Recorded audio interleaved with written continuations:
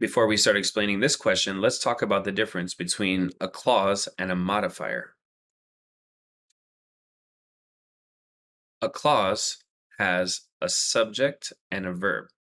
For instance, an independent clause would sound like this: John jumped. Jumped is the verb, and John is the subject because it's the thing that's doing the verb. A dependent clause, on the other hand, has a weak conjunction added in. So instead of John jumped, since John jumped. So an independent clause can stand on its own, and a dependent clause can't. A modifier, on the other hand, is something that's missing the subject, the verb, or both. So, needing shoes, John went to the mall. John, who dates Tina, went to the mall. Or John went to the mall, a place famous for its sales. So the modifier can go at the beginning, middle, or end of the sentence. It's always separated from the rest of the sentence by commas, and it's missing the subject, the verb, or both. For instance, needing shoes, ing words are not verbs, so there's no verb in there, and there's no mention of John or he. So now let's analyze this sentence. Let's read it once literally and once reading big, reading generally. So reading it literally, a conceptual artist and designer embraced by both the art world and the fashion world, Mary Ping was chosen to curate the exhibition, Front Row, Chinese American Designers for the Museum of Chinese in America. So what we have in the beginning in blue is a modifier.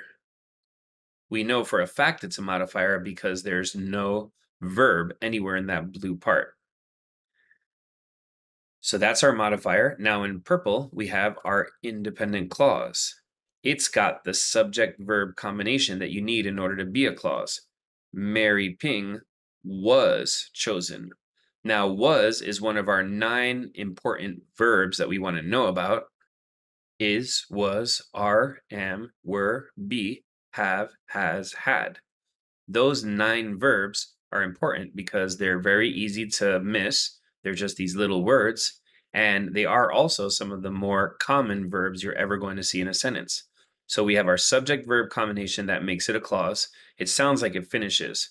Another thing that's important in this sentence is that we have the name of the exhibition, which itself has a colon in it.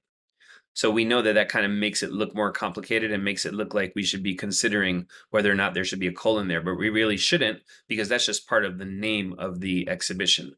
So it's got a modifier followed by an independent clause. Modifiers are always separated by commas. And so that's going to look like this, answer choice D. Now let's just read it generally. An artist and designer embraced by a bunch of worlds and the fashion world, this person was chosen to curate this exhibition for the Museum of Chinese in America. So, regardless of how we're reading it, answer D works both times.